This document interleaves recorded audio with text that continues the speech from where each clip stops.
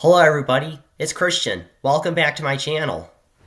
If I sound a little hoarse or I sound a little weird, I'm sorry in advance. It's because I had some congestion a few days ago, and I'm like 90% recovered, but not 100%. So if I'm sounding a little bit weird, my apologies in advance. Anyhow, welcome back, and I'm excited to get back into it. There's a certain fitness influencer named Dr. Mike Israetel. Probably the most hated man in YouTube fitness right now. And for good reason. Solomon Nelson did a video recently where he thoroughly debunked Dr. Mike's PhD. Alright, Dr. Mike did this dissertation, which was horribly written. It had like wrong citations. He claimed that the sources were saying stuff that the sources were not in fact saying. He also had blatantly incorrect data in his thesis and stuff like that. So Dr. Mike's PhD is pretty much a fraud, and he's also known for spreading a lot of misinformation as well. So a lot of YouTubers have debunked a lot of Dr. Mike's arguments. For example, there was one YouTuber, I don't remember who it was, but he did a video where he debunked Dr. Mike's opinion on exercise drugs. You can check that out. Sean Nolawani, Jeffrey Verity Schofield, Solomon Nelson, like I said earlier, and others, they have done videos where they debunked Dr. Mike's wrong opinions about stuff. And you can watch those videos if you wish. As for me, I'm going to refute two main points by Dr. Mike. And I'm going to use scientific studies to debunk Dr. Mike on these 2 points. The first point I'm going to talk about is that Dr. Mike argues that you do not need to train to failure to grow muscle. That's his first point. Now, if you look at the scientific literature, technically speaking, it is true that you don't have to train to failure to build muscle. But as a practical standpoint, you should train to failure to grow muscle. And I'll discuss that point when it comes up. The second point I'm going to refute is that Dr. Mike argues that cardio is not effective for weight loss. I will use scientific studies to show that cardio is in fact effective for weight loss. So screw Dr. Mike, he's just wrong on that point. Cardio is effective for weight loss, and studies prove that. So those are the 2 topics I want to focus on. So the 2 topics that I'll talk about, yes, you should in fact train to failure, despite what Dr. Mike says. And 2, yes, you should do cardio to lose weight, despite of Dr. Mike's advice. So let's get into it. Now, a fair question to bring up is, who the heck are you to tell me about anything, Christian? Who are you? That's a perfectly fair question. And yes, I'm a Caleb Hammer fan, and I got a kick out of him saying, "What are you?" in his podcast. So, yeah. Caleb Hammer, he's awesome, by the way. Check him out. But anyway, who am I to tell you anything? Well, my name is Christian. I'm a physical therapist assistant from Illinois. And I'm not saying to toot my own horn, but I went to physical therapist assistant school and I graduated. As part of the curriculum, you have to read academic studies. That's just part of the curriculum. And I've also read academic studies on my own after PTA school. So I have experience reading scientific papers. Am I an expert? I wouldn't go that far. I wouldn't call myself an expert. But I have read scientific studies, so I have an idea of how to read them. Also, I have real-life experience with both cardio and lifting weights in the gym. I did cross-country and track and field in both high school and college. And again, I'm not saying to toot my own horn, but I was a successful collegiate athlete, and high school athlete for that matter. I'll put some of my times in the description below so you can see how successful I was as a track athlete. And I also lift weights in the gym. I've been seriously lifting for like 2 years at this point, and I've made decent progress. I wouldn't call myself advanced, but I have some experience there. And also, I'll put all my sources in the description. All right, so all the scientific studies that I'm going to cite, I'm going to put them in the description below. So check those out if you're interested. I encourage you, in fact, to look at those studies so you can fact check me. So, the first point I want to make is that you should, in fact, train to failure if you want to grow muscle. Now, for all of you that don't know what that means, training to failure is a concept in weightlifting. In weightlifting, training to failure means that you lift the weight until you can't lift it anymore. That's essentially what it means. You lift the weight and you lift the weight until you fail to lift it. Once you completely fail to lift, that's it. Your workout's done. That's training to failure, and that's pretty simple. Well, Dr. Mike, he's of the opinion that you should not train to failure. In multiple videos, Mike Israetel has stated that you should not train to failure. He argues that training to failure is not effective because it's too exhausting. Mike instead recommends leaving 1 to 2 reps in the tank. Now, we'll go into the scientific studies a little bit later, but technically Mike is right in saying that you don't have to train to failure technically. But from a practical standpoint, it is in your interest to train to failure. Now, I'm going to talk about my experience for a little bit. I am a train to failure guy, so I will concede there is some bias here. But I've been trained to failure for roughly 2 years now. I take every exercise, in fact, to failure. And I've personally had no issues with recovery. I should know I do low volume. I typically do about 3 to 6 hard-working sets per body part per week. So I do low volume, but still, I've been trained to failure, and I've had no problems with recovering. So Dr. Mike argues that training to failure is too exhausting, but in my experience, that's not true. If you do low volume, then training to failure is not that tiring, really. And it's not just me for that matter. Sean Nalawani and Jeffrey Verity Schofield, they're natural bodybuilders on YouTube. They've been trained to failure, or for most exercise at least, they've been trained to failure for years. And they've apparently have no problems with recovery, alright? Sean and Jeffrey take many of their lifts to failure, and they have trained like that for years, decades in fact. So apparently, Sean and Jeffrey train to failure, and they don't have issues with recovery.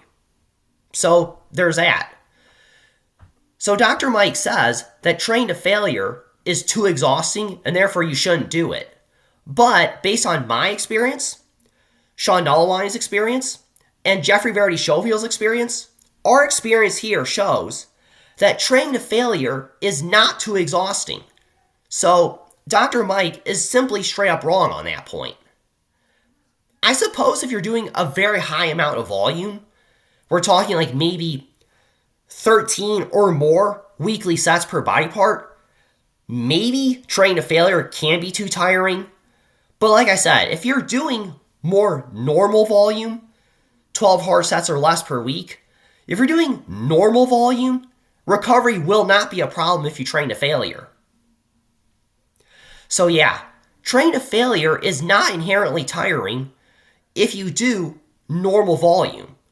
We're talking 12 or less hard working sets per body part. If you do that, training to failure will not be too exhausting.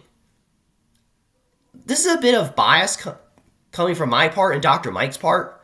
I should note that Dr. Mike does excessively high volume when he works out. So I got the feeling that training to failure for him is too exhausting, but that's only because he does a stupidly high amount of volume per body part. I got a feeling that if he did less volume and actually trained a little harder, he wouldn't be that tired, but anyway, like I said earlier, if you look at the scientific data, it is true that technically speaking, you don't need to train to failure to build muscle. This 2022 meta-analysis shows this. In this meta-analysis, it roughly shows that training to failure resulted in similar gains to not training to failure. So, Dr. Mike says you don't need to train to failure to build muscle. And technically, he is right. You don't technically need to train to failure to build muscle based on this study. Although, I should note that trained individuals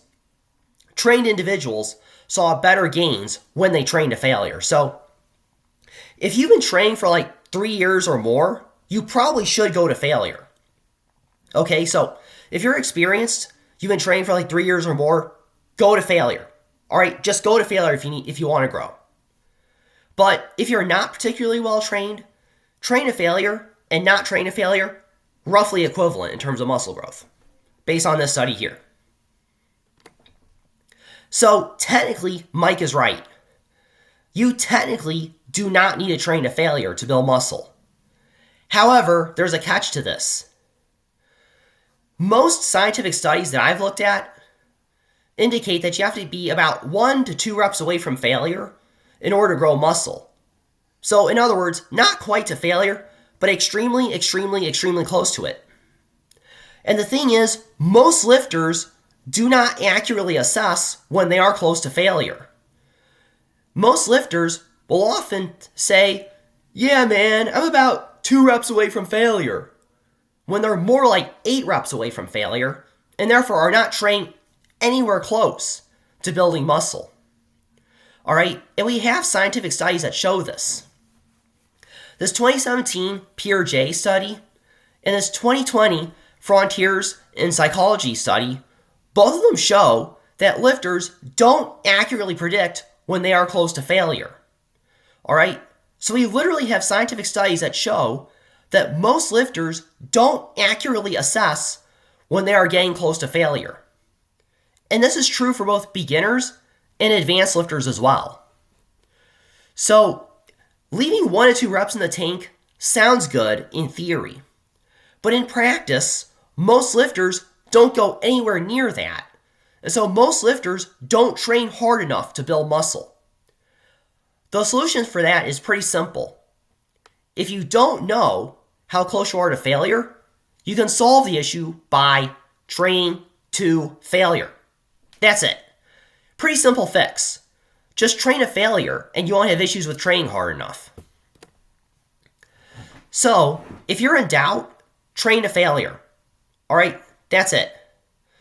There's really no reason not to train to failure. Because training to failure, assuming you could do so safely, training to failure results in roughly equivalent muscle growth compared to not training to failure. And training to failure ensures that you trained hard enough to grow. So, if you want to grow muscle, it is in your interest to train to failure from a purely practical standpoint. Now, Dr. Mike Israetel, ever the exercise scientist, comes up with a few reasons to why you should not train to failure. And I respectfully have to disagree with him on this. One of Dr. Mike's first arguments is that beginners, so he's talking about beginners here, Mike argues that beginners should not train to failure because these beginners will lose their form if they train to failure.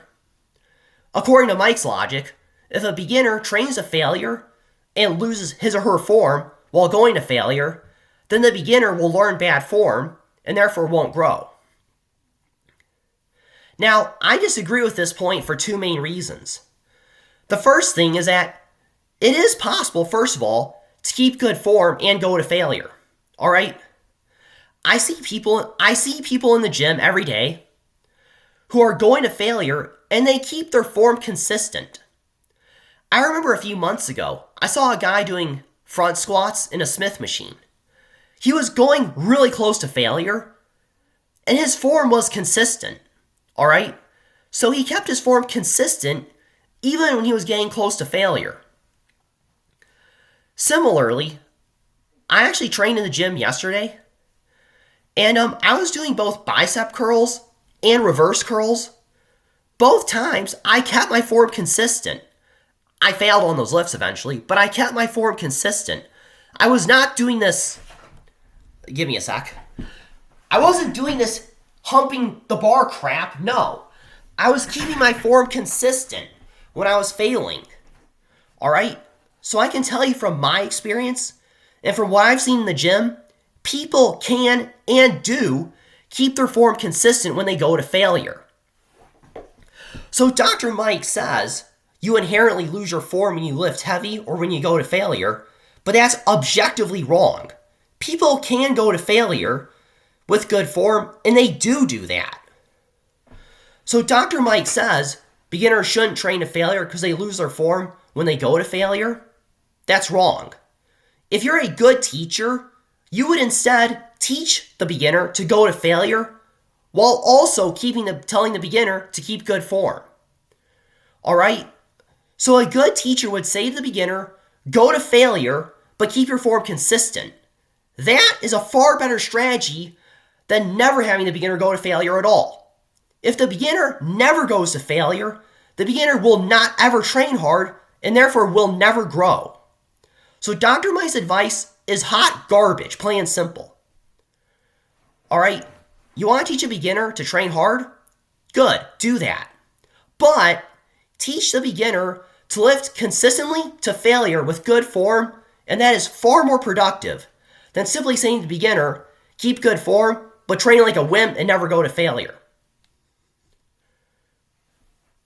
So first of all, his argument on beginners shouldn't train to failure is stupid and wrong. And on to the second counter argument I have. Dr. Mike says that training to failure is too fatiguing. Again, I've said this multiple times, but if you keep your volume relatively reasonable, you will not have problems with fatigue. All right? So if you do, I said 8 sets on the slide, sorry about that, but if you do about 12 or less hard sets per body part per week, train to failure will not make you so exhausted to the point that you can't recover. All right? So train to failure, if you do moderate to low volume, then train to failure is not that fatiguing. So screw Mike, he's just wrong here. So I think I've said this a million times over, but training to failure is fine. All right? The 2022 study shows that training to failure does not kill gains, and training to failure ensures that you train hard enough to grow muscle. So, given that training to failure ensures that you train hard enough to grow, and training to failure does not kill gains, it's a good idea to just train to failure. So, to anyone who's a lifter, beginner, advanced, intermediate, whatever, any lifter, I would say you should train to failure if you wish to grow. Now, the only caveat I have is that there are some lifts where it's actually dangerous to go to failure. Bench press, deadlift, squat, maybe there's a few more, but for those lifts, bench press, deadlift, squat, for those lifts, it's actually dangerous to go to failure. So for those lifts, either don't go to failure or get a spotter or safety racks. Okay, so if you can safely go to failure, all right? Going to failure ensures that you trained hard enough, and it also ensures that you didn't lose gains. So if you can do so safely, go to failure. Okay, I think I've beaten that horse enough. We're going to go to Dr. Mike's second point. Dr. Mike argues that cardio is ineffective for weight loss. Studies prove that he's wrong, however, and I'll get into it. Okay, Dr. Mike correctly notes that doing cardio will help you live longer. So, to be clear, Dr. Mike never says never do cardio at all. However, he does argue that cardio is relatively ineffective for weight loss or fat loss. And in multiple of his videos, Dr. Mike argues that cardio burns too few calories to seriously result in weight loss or fat loss. Sorry about that. I remember I did say I was dealing with some congestion, but anyway, Dr. Mike has repeatedly said that cardio is not effective for weight loss, relatively speaking. Dr. Mike argues that a better strategy is eat less food. Dr. Mike has said repeatedly that if you want to lose weight, then you should just simply eat less food. Don't worry about this cardio stuff so much. So his argument is just fix your diet. So Dr. Mike's advice to fix your diet if you want to lose weight sounds good on the surface, but it's not good advice in the real world. Because we actually have a study out of 2013 from Stanford University. So Dr. Mike's advice to lose weight and lose fat is just fix your diet. That'll take care of the issue. That's wrong, based on this study. This 2013 study had 200 participants divided into 4 groups. These 4 groups were a group that fixed their diet and their exercise program at the same time, a group that did no exercise and no diet change, the control group, a group that was told to fix their diet first and then fix their exercise later, then finally, a group that was advised to do more exercise and then fix their diet later. So, these 2 right here, we're not going to talk about them because they're not really relevant to this discussion. We're only going to look at 2 of the groups here. We're going to look at the diet first group and the exercise first group from this study. The diet first group was advised to fix their diet first and then do more exercise later on. The exercise first group was told, do more exercise, fix your diet later. We're going to look at these 2 groups from the 2013 study. So with this group, diet first group, they were told, fix your diet, then do a little more exercise later on. The exercise first group, they were told, do some more exercise, get moving. Once you do more exercise, fix your diet later. Which group did better? Well, the exercise first group, they did a lot better. The exercise first group fixed their exercise, and then they fixed their diet later. Turns out their health improved overall. So this group, they fixed their exercise program, then they fixed their diet later on, and their health overall improved. Good news. That is awesome. But this group, the diet first group, they did not do well. Sorry. The diet first group did not do well. They did fix their diet, but they did not fix their exercise habits. Because they did not fix their exercise habits, they saw virtually no improvements in their health goals. So this group was told, fix your diet and then do more exercise. Well, turns out that this strategy was not effective for weight loss or fat loss. So, granted, this is one study from 2013. But this study shows that telling somebody, just fix your diet, is not effective for weight loss or fat loss. Simply telling somebody, fix your diet, based on this study, will not result in significant weight loss or fat loss. Thus, telling somebody straight up, just fix your diet, is objectively bad advice. So based on this study here, Dr. Mike's advice to just fix your diet is wrong advice. It is garbage advice based on this study here. Based on this 2013 study, better advice, in my opinion, is do more exercise first. Get an exercise program that you're consistent with and start exercising more consistently. Once you have a consistent exercise program in place, you then fix your diet based on this study here. So if you want to lose weight and lose fat, do more exercise first. Fix your diet later. That's what this study shows. Do more exercise, fix your diet later. Dr. Mike's advice of just fix your diet and don't worry about exercise is objectively wrong advice based on this study. So screw Mike, he's wrong here. And by the way, it's not just one study. I'll cite another study later on. So, as you can see earlier, alright, Dr. Mike's advice to just fix your diet if you want to lose weight is wrong advice based on the 2013 study I talked about. What you should do, based on the 2013 study from Stanford, is that you should do more exercise first and then fix your diet later if you want to lose weight or lose fat. On a related note,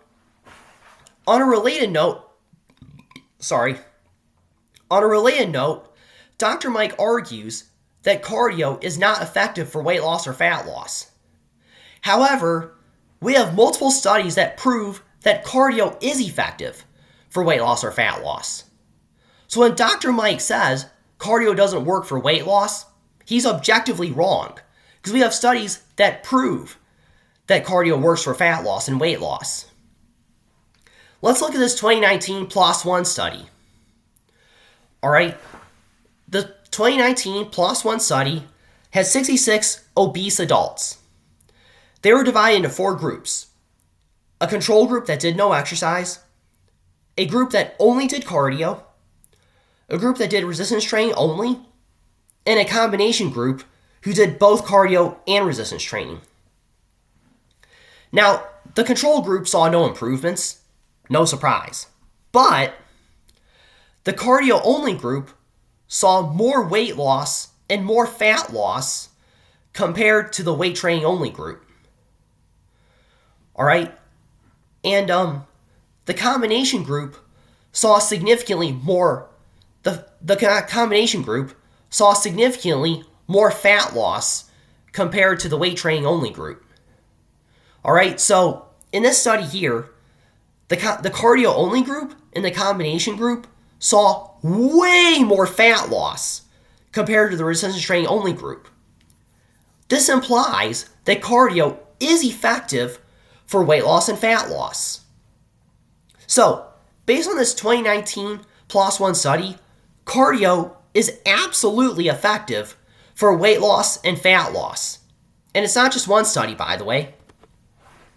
We got a 2013 PLOS ONE meta-analysis, and this meta-analysis showed that groups that did cardio-only training, groups that only did cardio, saw more weight loss and more fat loss compared to resistance training only groups.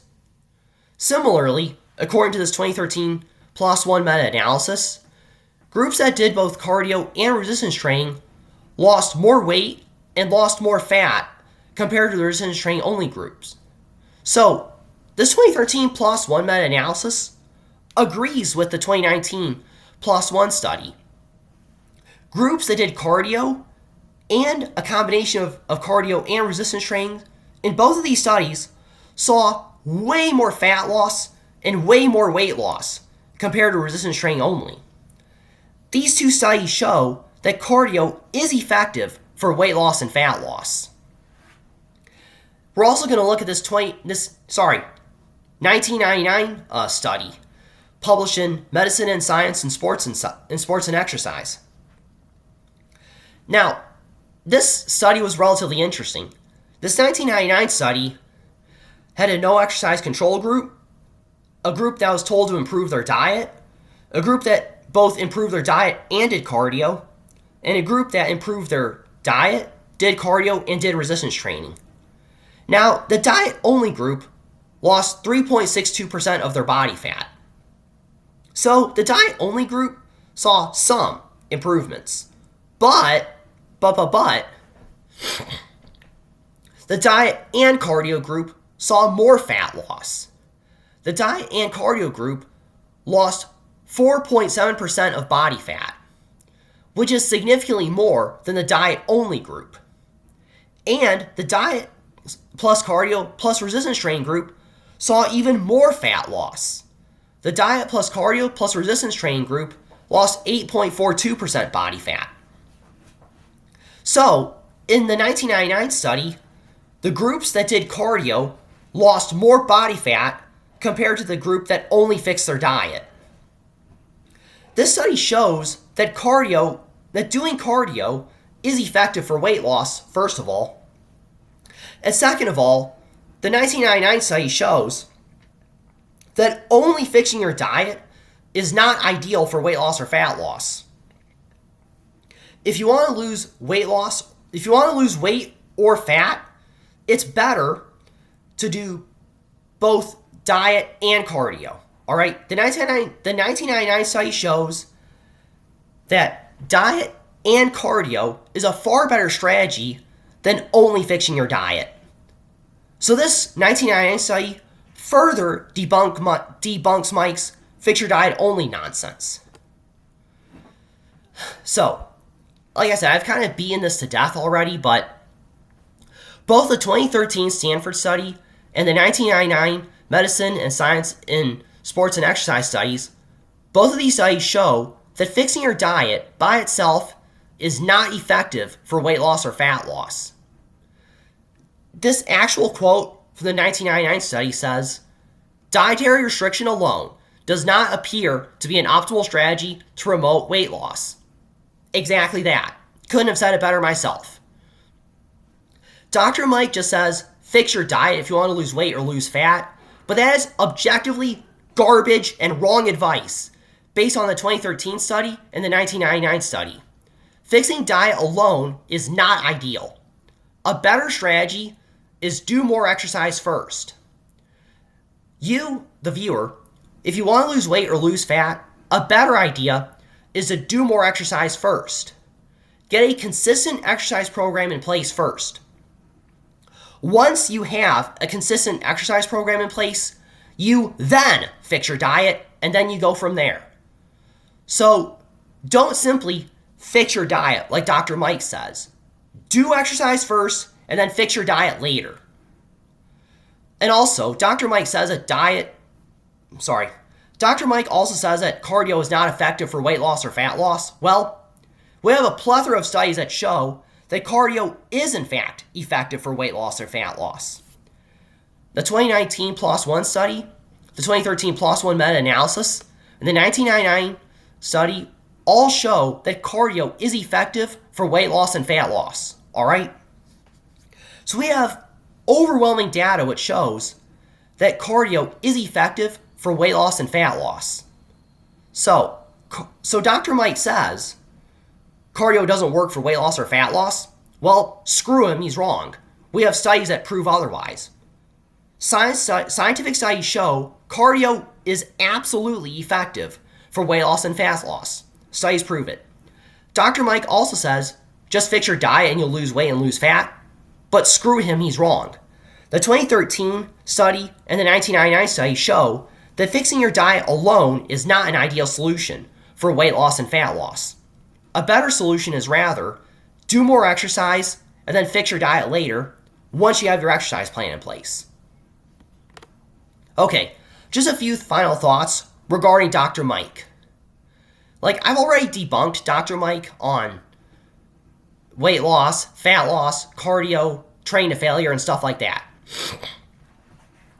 So, besides all of that, there's a few more things I want to highlight. Dr. Mike's training program does not work. At least it doesn't work on him. And I think the very fact that his training style does not work shows that you should not copy his training style. I'm oversimplifying a little bit here, but Dr. Mike's training style is essentially do virtually no cardio, never train to failure, don't even go close to failure, and that's essentially how you train, according to Dr. Mike. So Dr. Mike's training is do no cardio, never train to failure, and it didn't work.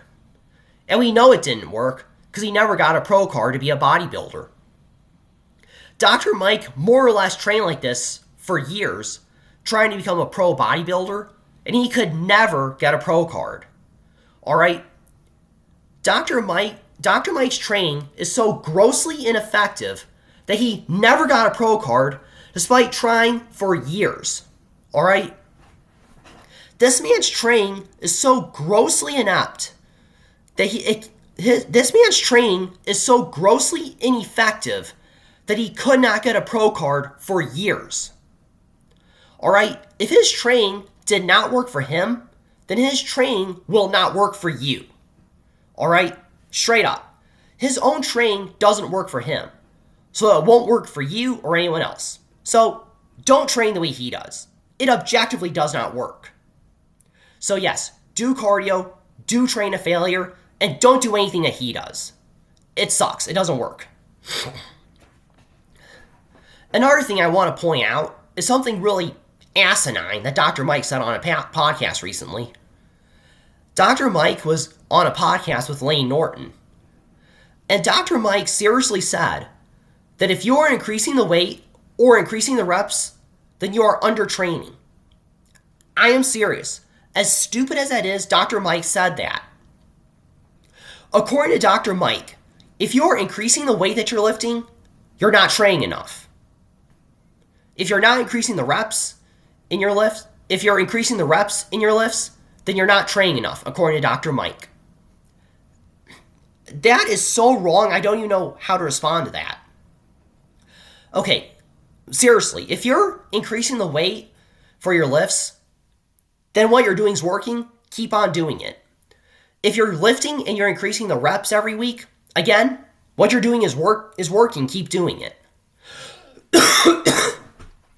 If you're increasing the weight and or the reps that you're lifting, then keep doing what you're doing because it works.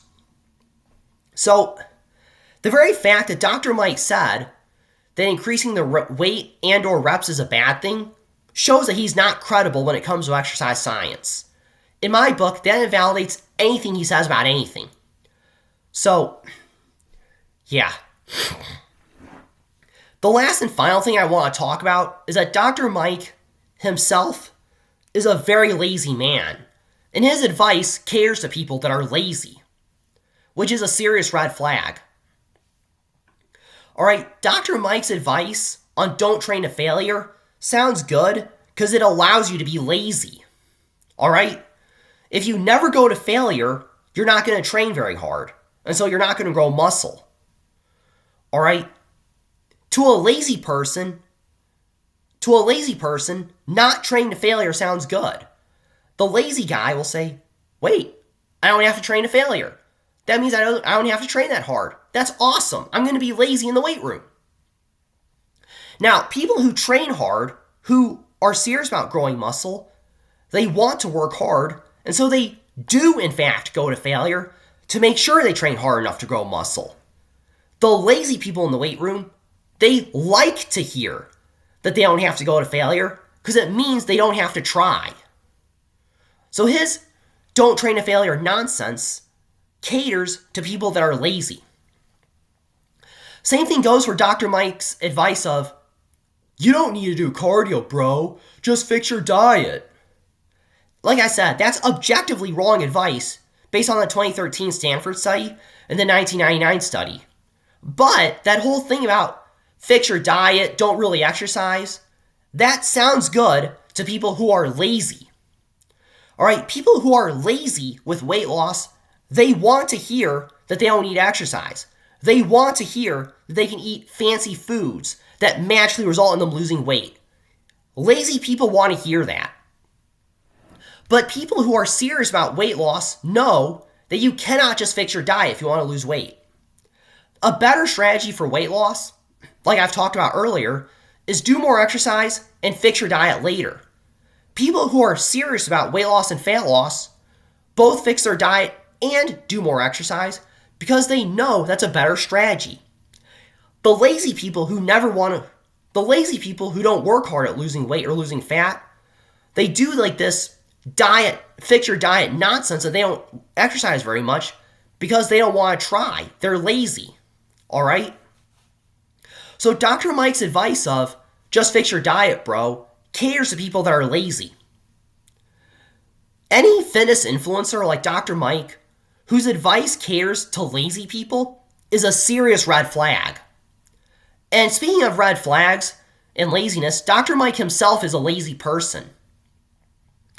I recently saw a video of Dr. Mike trying the Navy SEAL on fitness tests, and his laziness was blatantly obvious in that video.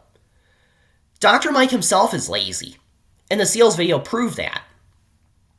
Dr. Mike was trying to do a standing jump, and he legitimately did not look like he was trying. It was embarrassing to watch. He was legitimately not trying on the jump. Not to mention that on the run, part of the fitness test was an 800-meter run, roughly half a mile, and he was straight up jogging on the run. I think it took him like 5 minutes, 30 seconds to finish half a mile in the Navy SEAL test, which is a joke. There are legitimately grandmas that run faster than that. And he was just being a lazy bum on the run. He wasn't trying. So Dr. Mike himself is a lazy person. And the Navy SEALs test proved that. He himself is lazy. And his laziness is a serious red flag. Any fitness influencer who is lazy, like Dr. Mike, should not be taken seriously. Similarly, anyone's advice who cares to lazy people, like Dr. Mike here, is also not credible. So, given that scientific studies disagree with Dr. Mike, given that he's wrong about training, and that he himself is lazy, yeah, there is no good reason to follow Dr. Mike. Do not listen to Dr. Mike. Don't watch his videos. Don't watch his videos. Don't listen to his advice. Ignore Dr. Mike Israetel. He's wrong. He's lazy. Don't listen to him. Now, I don't want this video to end on a sour note. Good fitness influencers do exist. Sean Nalawani, Jeffrey Verity Schofield, Ben Carpenter, they're all pretty good. House of Hypertrophy right here. They're all very good content creators, and I would recommend them. But just do not listen to Dr. Mike, whatever you do. Okay. If you sat by and watched this video, thank you for watching. I appreciate you sitting by and watching it, and I apologize for any hiccups along the way. Thank you for watching. Like and subscribe to my channel. Share the video. Give a thumbs up and a like. And I also appreciate it if you watch my other content. I have videos on protein powder, which you can check out in the description. Videos on cardio, HIIT cardio, and a whole lot of other stuff. So check out my content if you want. And like I said earlier, check out my sources in the description if you want to fact check me. Thank you again for watching. Have a good day, and peace out.